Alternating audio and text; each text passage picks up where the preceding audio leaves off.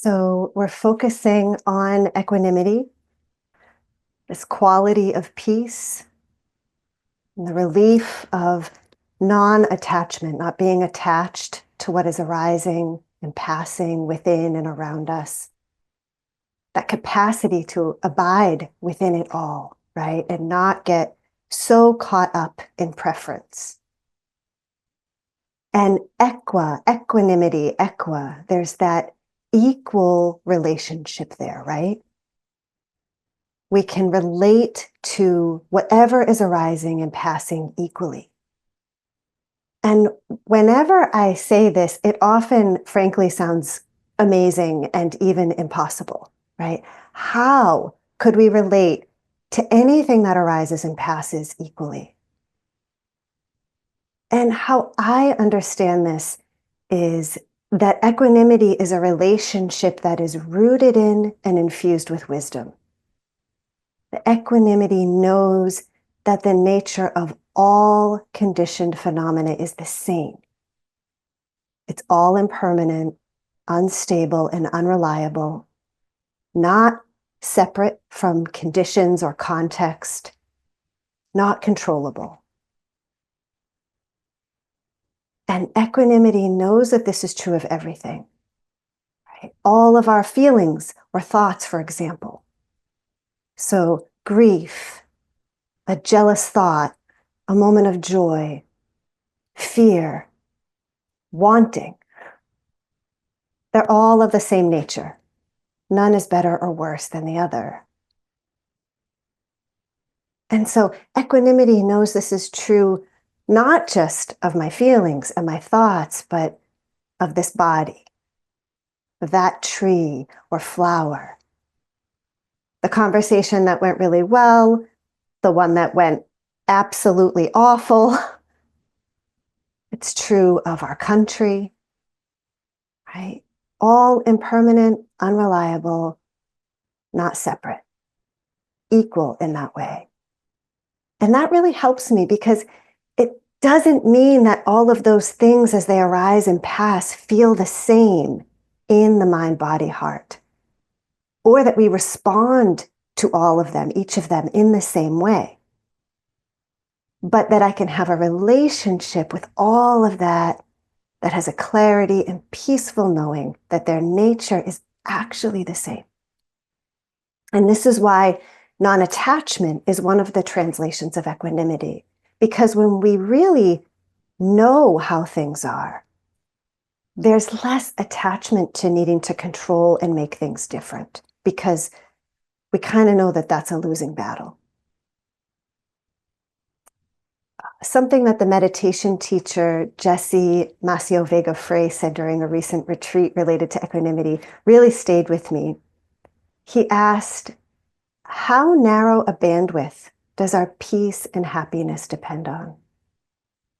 Right? Just like, how narrow a bandwidth does your peace and happiness depend on?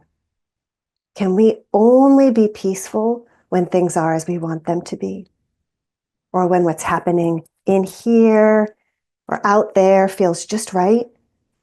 Because that's really almost never going to happen. And what if our peace and our happiness can be stable in here, regardless of the way the wind is blowing or what's coming and going? And that's this kind of peace beyond peace. And it's possible, but I just want to acknowledge, like, it's so hard. It's hard, period. And it's particularly hard in our world right now. So one thing that I really want to emphasize is that we want to be realistic with our expectations of ourselves. When the seas are rising and chopping and the waves are big as they are now for so many of us, we want that peace, right? We want the relief of equanimity.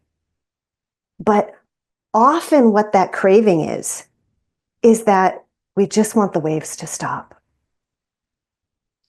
And that's not equanimity. Right? The waves are the waves. And equanimity is that peace, like Jay talked about, that duck meditation, right? Of the ducks on the water that are just like, woo, woo, right? As the waves come, we're not changing the waves. We're changing our relationship to the waves. As sometimes they're very calm and steady, and sometimes they're very intense and choppy. And so it's really hard when things are moving and changing in ways that are painful or scary. And it's hard because we are so conditioned to be caught in preference, right? We are just wired for preference, to be really attached to our beliefs and our likes and not likes, to trying to control how things are.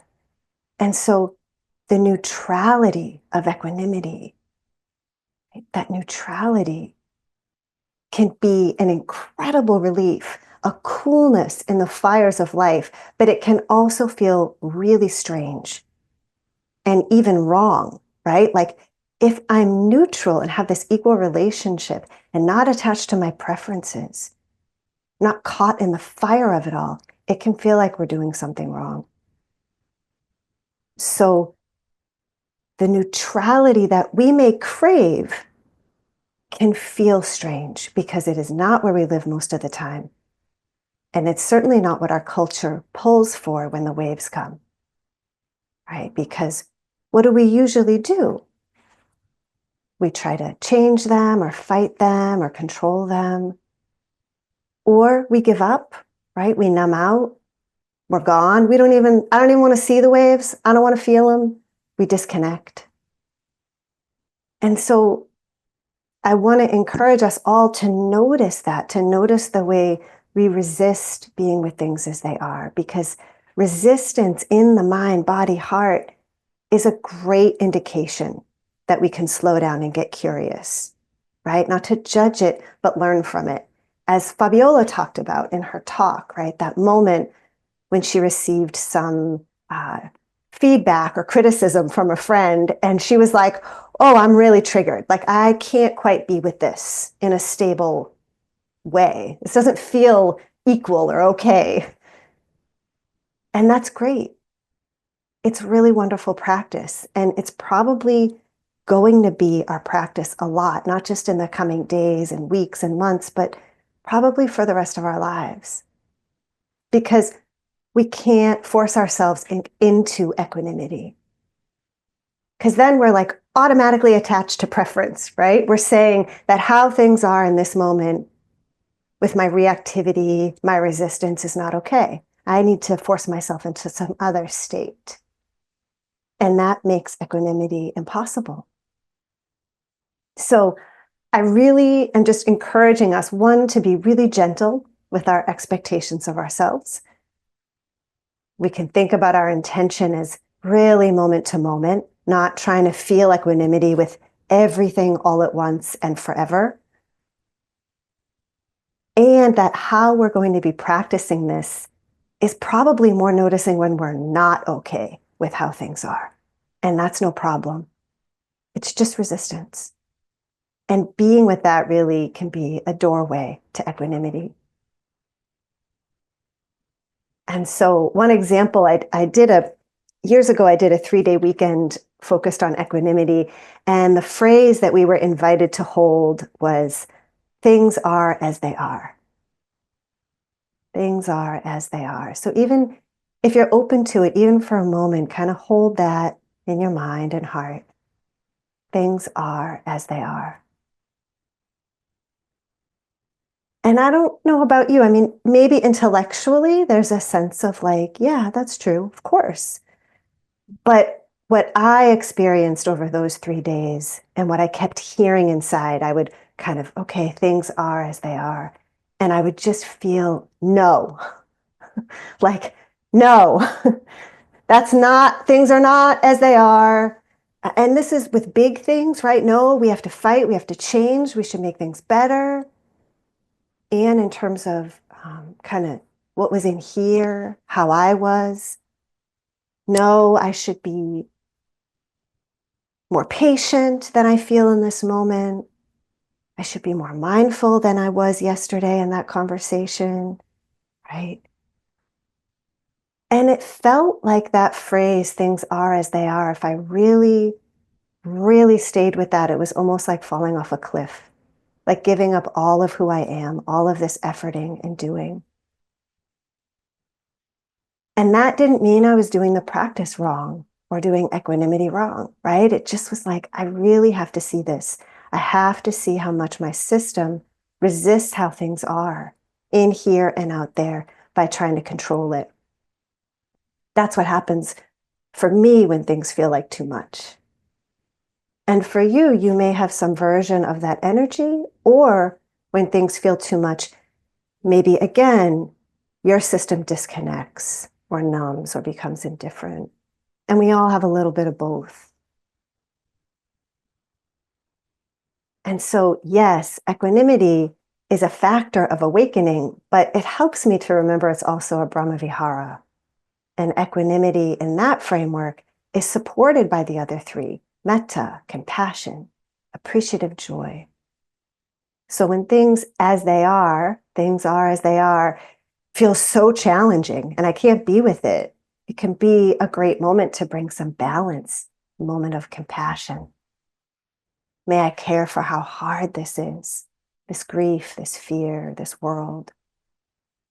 Or we can appreciate the simple joys, right? A meal, a full moon, petting your cat. It's maybe not the full coolness of equanimity. I'm totally okay, whatever happens, but it does bring the uplift of that gentle appreciation. And I also just wanted to kind of hold and remember that we're not alone in this. We have each other, and we can bring right into our practice all of the people who have practiced with equanimity and continue to practice with it in trying times, right? Cooling the fires of reactivity and preference and attachment.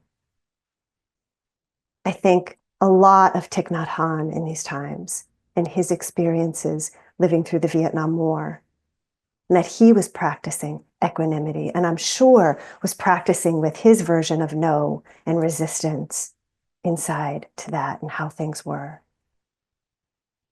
And so that gives me heart, right? He could do it, and we can too. And so we can play with this question, right? How narrow a bandwidth does our peace depend on? Can we imagine a relationship to all that is here that really is rooted in wisdom, knows the nature of all conditioned things is to come and go?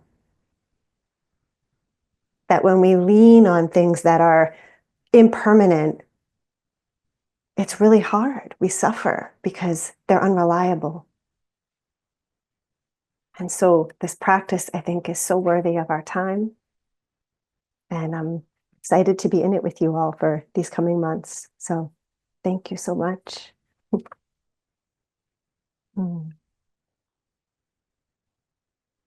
Let's just really gently transition to practice.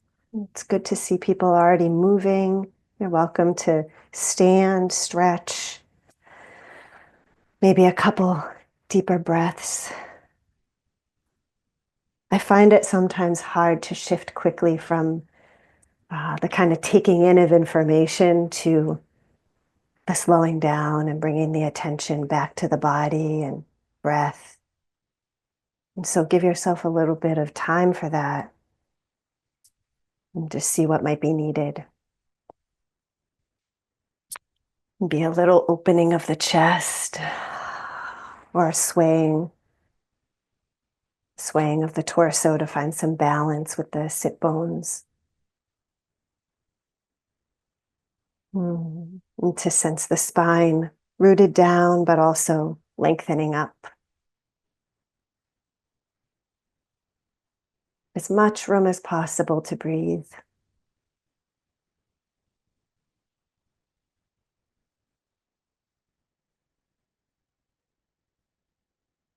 And the hands can rest. They can rest on the lap or perhaps on the thighs.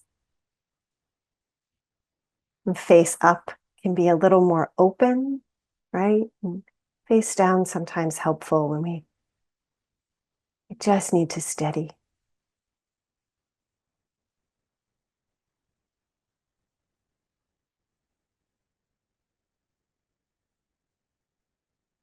And as it feels right, just let yourself receive the sensations of the body, your body as it is now, and the sensations of the breath.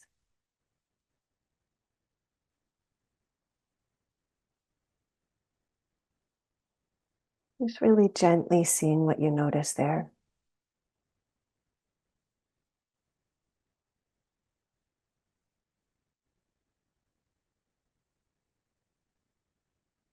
Maybe notice how your energy is in this moment.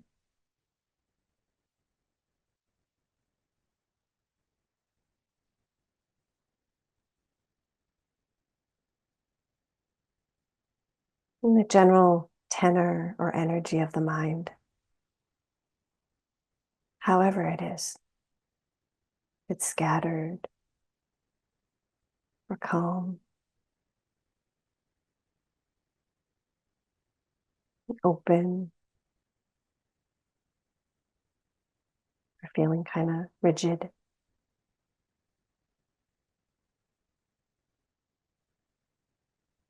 If it's here in this moment, with this moment as it moves, or maybe if it's anticipating or planning for the future, or replaying something from earlier in the day or week.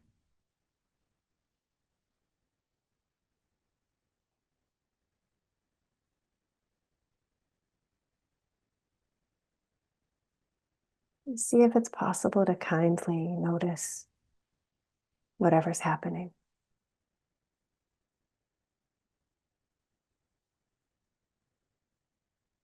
Maybe that phrase, things are as they are,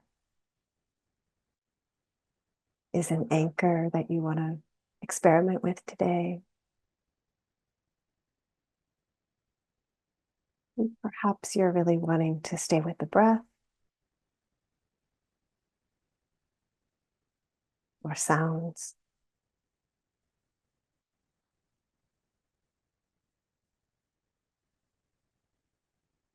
or metta phrases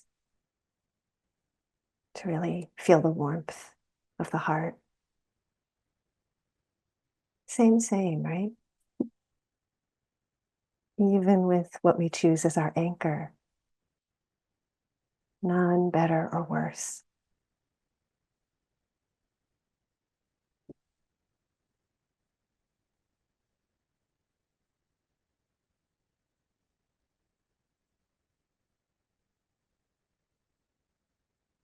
Breathing, sitting,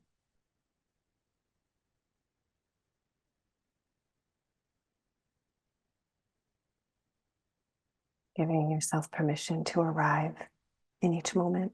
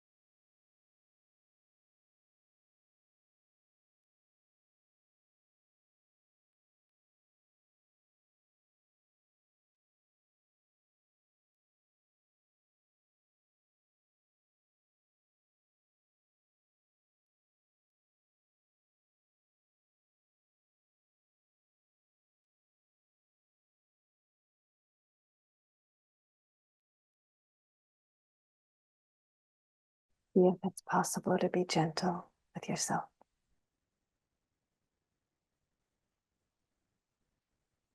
And sometimes the phrase, just this much,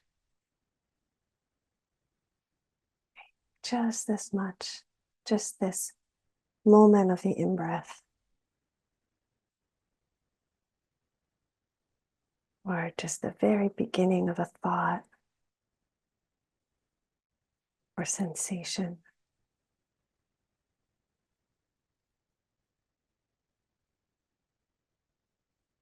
And we relate to that just that much with an understanding of its nature.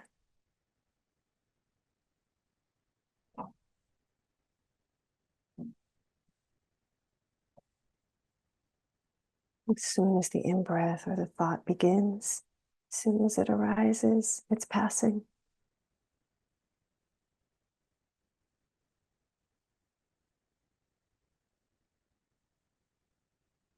It's so out of our control. It's so impossible to separate from everything else.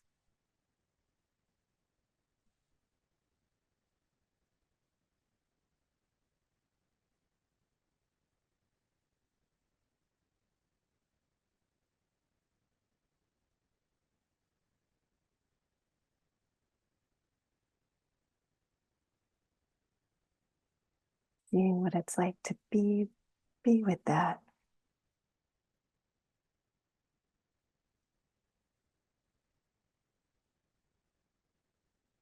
Noticing when the stickiness of preference comes in, what that feels like.